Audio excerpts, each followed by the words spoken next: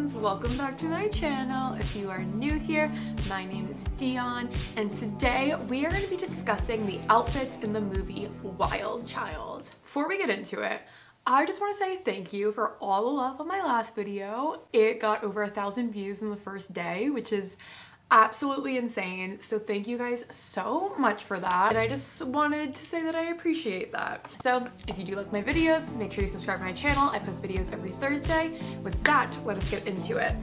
So this week I want to talk to you guys about the 2008 masterpiece Wild Child, starring Emma Roberts. One of my favorite 2000s like comfort films. And you may have not heard of this movie. It got pretty bad reviews and it didn't even premiere in the US. But if you like bad late 2000s fashion, the boarding school trope, and chick flicks, then I think you'll like this movie. It's sort of a worse version than Angus Thongs and Perfect Snogging in the sense that like British teenage girls and all of that. As a kid, I dreamed of going to a British boarding school, and so this movie like provided such a nice escapism into that. And the fact that the main love interest is Alex Pettyfer, love it. I'm going to focus mostly on the outfits of Poppy Moore, Emma Roberts' character, because most of the other characters tend to only be seen in their uniforms. I intended this video to be about all of the characters' outfits, but when I rewatched it, the other characters are just so secondary to Emma Roberts' character that there just like simply wasn't that much material. So we're gonna focus mostly on that. So in Poppy Moore's first experience, we see her in a pink nightie, a long white hoodie, and her signature poppy necklace. Her stepmom is about to move into her house. She's talking to her little sister, and she is hatching a plan to give her stepmom a warm welcome. She later changes into a blue striped tank dress, lots of necklaces, gold eyeshadow, pink lipstick, black T-strap stilettos, hoops. She looks like Hannah Montana, like the excessive accessories in addition to the god-awful blonde wig Emma Roberts wears in this entire movie. I mean, the wig is really, it's just bad. It's not a lace front, it's a hard front. The opening scene is obviously trying to lay the foundation for Poppy's transformation. Even her pajamas included accessories and a prissiness that Poppy's character is known for. Later, when she's totally decked out, she's LA glamorous, or what the English people think LA teens look and act like. A terrible wig, and even worse personality. She's entitled, rich, vindictive, and throwing her new stepmom's clothes into the ocean. Clearly, the directors and the costumers are trying to make her as LA bratty as possible. And it works. I mean, she is not that likable of a character, and I think that is really an ode to Emma Roberts' ability to be really unlikable and bitchy. So as Poppy is packing for England after her dad sends her to boarding school because he has just had enough with her antics, you see her in a white tank dress. She is so orange. She's wearing bronzy makeup and pink shoes. Her excessive tan is an attempt to contrast her upcoming English semester, making it even more obvious that she is a privileged California girl. Her first appearance in England, she's wearing big white sunglasses, a floral black and white blazer with pops of blue, and pink skinny jeans. She's wearing a long black tank top and black patent leather heels. She has a pink tiny scarf, lots of jewelry, a reddish pink snakeskin purse that doesn't match and I don't understand why it's there, a pink hair clip, and a white Louis Vuitton monogram bag with a pink t-shirt underneath. She looks insane. She looks like Hannah Montana. The tank top, the t-shirt, the blazer, 3 layers, and then we have like a scarf, jewelry, 2 purses. I wish they just stuck with the Louis Vuitton monogram because that is like such a classic like 2000s LA rich girl thing, and they just didn't need the other bag. It didn't match. It just like it was just not good. Obviously, Poppy's character is supposed to be very fashion forward. Her best friend borrows her Jimmy Choos back in California. She's all about designer labels and everything, but this is just, she looks absolutely insane. She wants to feel confident and better than everyone, and she thinks dressing this way is going to impress the girls and she can be queen bee just like she was in California. She thinks buying her way into things, being hyper glamorous, is gonna make her friends at Marymount. I'm editing the video and I realized I called this school Marymount the entire time. It is Abbey Mount. I'm sorry. Next, we see Poppy in the school uniform, and this is when I'm going to discuss a little bit about the other characters' uniform. With Harriet, the head girl, everything is perfectly tailored and up to dress code. But she has slight heels in her loafers, trying to be a head above everyone, taller than everyone, bigger than everyone, more important than everyone, more adult than everybody. And she always has a French braid. Again, she gives big horse girl energy, and it's very like standard and pulled back and stark. She's trying to look like a headmaster because she's trying to sort of social climb in that aspect. So though Harriet's clothes are perfectly to code, you can see Harriet's personality in it. Next we have Kate, which is going to be Poppy's soon-to-be best friend. Her uniform is relaxed, but still sort of fitted. Like, she got the right size, but she didn't feel like tailoring it or customizing it to make it really good. It shows how comfortable she is in the school setting, but she's still a little bit uncomfortable in her confidence. Like, the school setting, talking to the younger students, that's where she feels comfortable, but expressing herself is maybe she's lacking a little confidence. Drippy, another roommate of Poppy's, is always messy, and her uniform is sloppy, oversized, loose-fitting. She just put it on, things aren't tucked in, it's all over the place. I think part of it is that they were sort of trying to pass her off as the fat character, always eating, sneaking in for ice cream, and so they put her in loose clothing. This is like such a common 2000s trope of like anybody above a size 4 being deemed the fat character. We saw it in Bring It On, we saw it in Mean Girls. It's just like weird and not necessary. Kiki is the brains of the group. She's always seen with a watch, and her school uniform is very regular and standard. Whereas Josie is similar in the standard uniform, but she's more of a tomboy, so her collar is a little bit more relaxed than Kiki's. Now with Poppy, the blazer is cropped, the tie is tucked in, the pencil skirt is tight and pleated, she's wearing heels, a choker, earrings, a big belt, knee socks. Even in the uniform, Poppy refuses to blend in. She can't help but have her personality shine through her clothes. This is how she expresses herself, and this is how she asserts dominance, or how she asserted dominance when she was in California. She used her LA clothes to rule her friends in California, so she thinks that dressing the part in England will do the same. Being the center of attention, hypersexualized, very flashy, bending the rules, not disregarding the rules. I mean, she's barely wearing the uniform. Her clothes are her armor. This is how she sort of keeps distance from others and her true self. And so she's trying to pass herself off as this rebel. She's just like, I can do whatever I want. I'm only gonna be here for a week. The next outfit we see her in is her pajama outfit. She's wearing these furry boots and this green and blue dress that looks like something by Pucci, Emilio Pucci. I'm not sure though. Though she can't fully express herself in the uniform, she does so in her PJs. She's not gonna walk around in sweatpants and a baggy shirt. She wants to feel cute, hot, and fashionable. So even though she did customize her uniform, obviously Poppy wouldn't choose to wear something so drab. This is also the outfit that she first met Freddie in, even though she didn't know she was meeting Freddie at the time. We then see her in her PE outfit, which she's wearing the standard t-shirt and skirt, but she has these little pink like dice as her pigtails and a pink stick. Clearly she's feeling uncomfortable in the setting, especially considering lacrosse is a very aggressive sport and she's trying to present herself as like mean and aggressive, but like emotionally aggressive, but dainty, obsessed with hand sanitizer. Of course, she has to have the pink stick. She has to have matching pink dice pigtails because she still wants to show her personality in this setting and she refuses to stifle it. She wants to stand out. Hi. Hey. Bye. One of my favorite scenes in the movie is when they go into town. Poppy wears purple flowy top, tiny shorts, and a zebra hobo bag, and Harriet calls her out and tells the teacher that she's dressed inappropriately, and she is forced to wear this yellow terrier sweater, which I personally think is iconic and looks amazing. She's wearing these berry wedges. I mean, she thinks she's going to Oxford Street in London, so she wants to look as fashionable as possible. She's still trying to kind of make her clothes more slutty than she actually is. And I am using this word intentionally because her lying about her sexual history is a big part of the film. How she feels that she needs to be like so hypersexualized when she's in California. Sorry, my dog is trying to play with me. When she gets to England, she lies to her friends about it. Tyler, bajillionaire. Derek, he was Kelly Slater's cousin.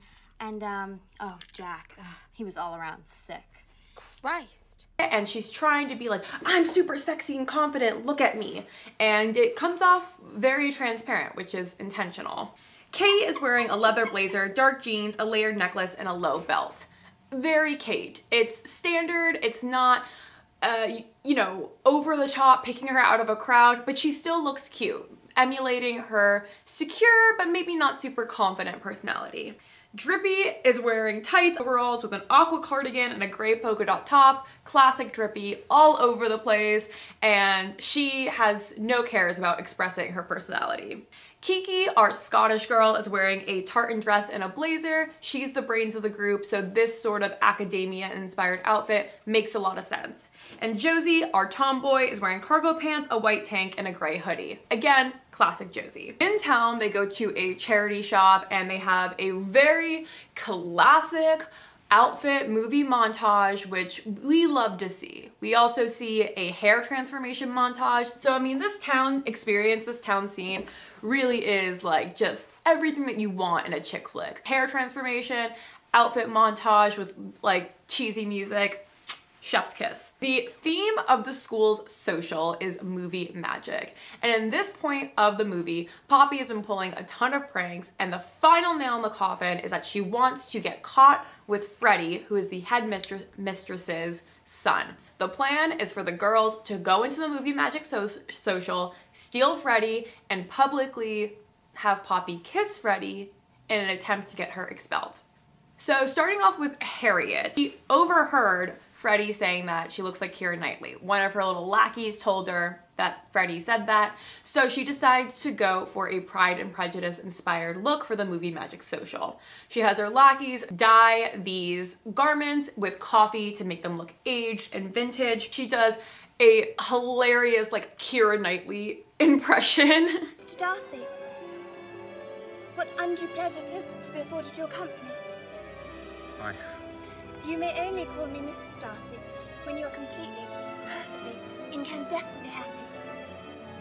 Classic and delusional, just like Harriet. She wants to be the old ways and traditional and stark and find her Mr. Darcy. And she sees herself as Elizabeth, a well-bred woman. The fact that Freddie doesn't really get the reference just shows how Harriet could have it all, but you can't force people to like you. She just ends up looking a fool. Josie is wearing an orange shiny dress that they made out of fabric that they found at the thrift store. I do like this color orange on Josie's skin tone, but I don't really feel like it goes with her personality. I wish they did like a jumpsuit, and I feel like that would fit her a lot more. They really did use Josie and Kiki as sort of just like these minority background characters, which is upsetting, and I wish they did more with them. Speaking of which, Kiki is wearing this purple metallic like 80s power shoulder dress with a cool belt, again, that they made from stuff that they found at the charity shop. This fits into Kiki's personality. I actually like this. Again, she's the brains of the group. She's seen in blazers, watches, everything. So having, even at the social, having something that is shiny and fun and youthful, but still with these structured shoulders, show that she is an academic. Drippy is wearing this pink Empire waist floofy dress with a gold belt, layered jewelry, black tights, sunglasses. It's messy, it's over the top, and it's perfectly drippy. The 80s sort of Betsy Johnson ensemble really complements her giant, messy, crimped hair. And it shows that even though Poppy can help glamify all of her friends and elevate their looks, that you still don't want to stifle their personalities. Drippy is still going to be drippy no matter how you dress her up, which I love. I think they did a really good job with her outfit of just sticking with her character while also showing Poppy's influence on her. Kate is wearing a pink dress with lace peekaboo detail, a chain necklace, and black jewelry. This is probably the sexiest that you see Kate, and it shows that Poppy is helping her not only feel secure at school in her uniform as sort of a average girl, but helping Kate become more confident and just a more elevated, stylish version of herself. Kate is comfortable in herself and her stance at Marymount, but Poppy helped her become more confident. This outfit is very Kate. It's elevated and it shows Poppy's influence on her. Now with Poppy, which I just don't get this outfit. She's wearing this like red drop waist dress with a beige horse pattern, red heels, red hoops. It has a very low back.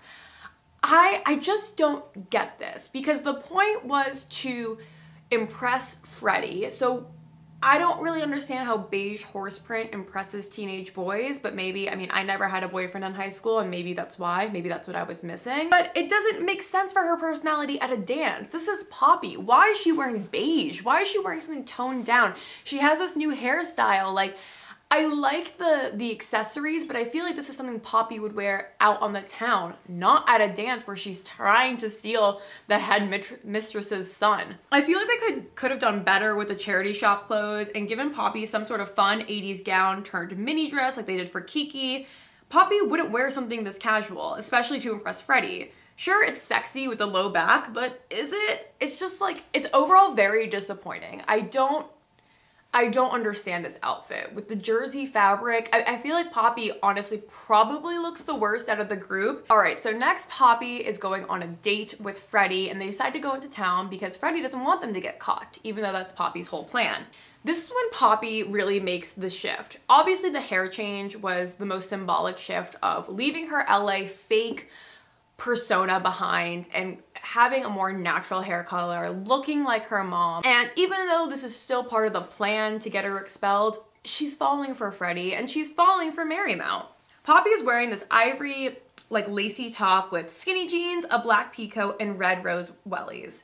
I like this outfit because it's so English, but it's very Poppy.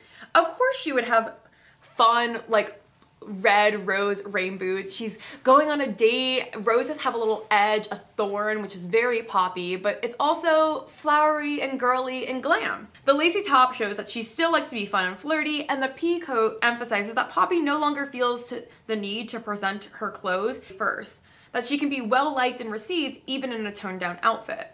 She's still the fun Poppy who likes to express herself through her clothes we saw at the beginning, but she's using her clothes less like an armor to shield others from her true self and more like an extension. I know I'm mentioning the like sexuality a lot, which seems weird for like a teen film, but it actually was a pretty big theme in the film, which is why I'm choosing to mention it. I'm not trying to be a creep or slut shame like fictional 17-year-old girls, but that was a very clear distinction from the beginning of the film. You haven't done it, have you?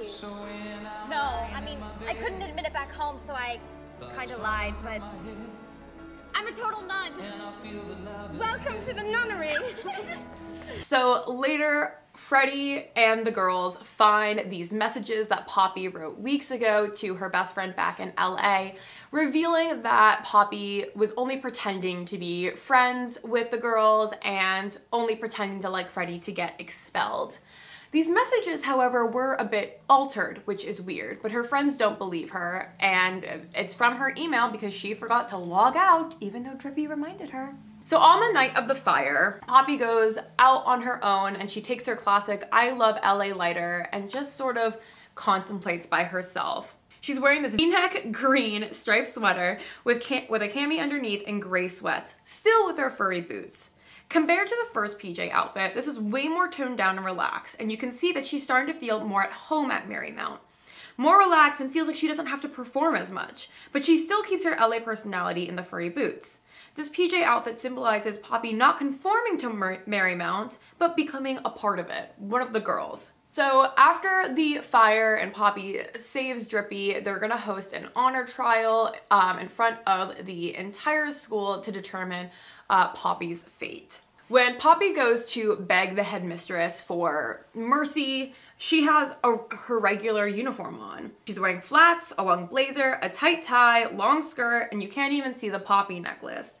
She knows that she messed up, and for the first time, she doesn't want to be seen as the LA girl. She wants to prove that she's a Marymount girl, and she also wants to put her best foot forward. No frills, no accessories, just honesty. Her standard uniform is a way of being transparent, being vulnerable. She's not hiding behind accessories, she's trying to show her true self, and she's obviously also trying to save face. Because if she's being super expressive in her outfit, she's gonna be presenting this persona that she's not one of the girls. And spoiler, her mom went to Marymount and was head of the lacrosse team, and that's when Poppy finds out that like, oh my god, I am a Marymount girl, and begs for forgiveness from the headmaster, and that's why she joins the lacrosse team and all of that sort of vague transparency in the movie to further along the plot. So it turns out that Harriet wrote the letters, or modified the letters, and it was sort of all her fault, and the fact that Harriet restarted the fire. So even though Poppy did put it out, it wasn't her fault. She started the fire and put it out and left the room, and Harriet is the one that actually started the big fire. So Harriet becomes expelled, and everything is all good. And in the final scene, we have the lacrosse game. Poppy is the like coach of aggression and teaches the girls how to do the haka for some reason, which is a native New Zealander practice. I don't understand. She is forced to jump into the lacrosse game even though she did not want to. She has her pink stick, her poppy necklace, and she leads the girls in the haka, which again, I don't understand why she does. This again shows that Poppy didn't leave her LA self behind, but she's no longer using it as a front. She's a girly girl and a lax bro, a Cali girl and a Marymount girl. She feels comfortable being herself at Marymount more so than she ever did with her LA friends. The uniforms didn't take away her personality and her fashion, but it stripped her down so she became more authentic and transparent when expressing herself in her clothes. She found the balance and authenticity. And at the end, you see another montage of the girls having fun, visiting her in California, her dating Freddie, all of that stuff. I hope you guys enjoyed this video. I definitely recommend watching Wild Child if you just want a chick flick that is like mindless and silly. The outfits are very 2000, it's like 2008, so it's like right on the 2010s mark when we really have the downfall of fashion. But it's cheesy. Alex Pettyfer is hot, and I will never mind looking at Alex Pettyfer. If you did like this video, please give it a thumbs up. I would really appreciate it. It helps out my channel. And leave a comment down below if you want me to kind of go through outfits of another movie. Next week, we're doing another summer style analysis, so look out for that. I definitely want to do a style analysis on Old Money. So many of you guys have been commenting that, and I hear you. I'm just sort of working out what angle I want to take it from. But I definitely hear you. If you do like my fashion and personality, please make sure to follow me on Instagram and TikTok because I post content there almost every single day. And with that, have a happy, happy day. Bye!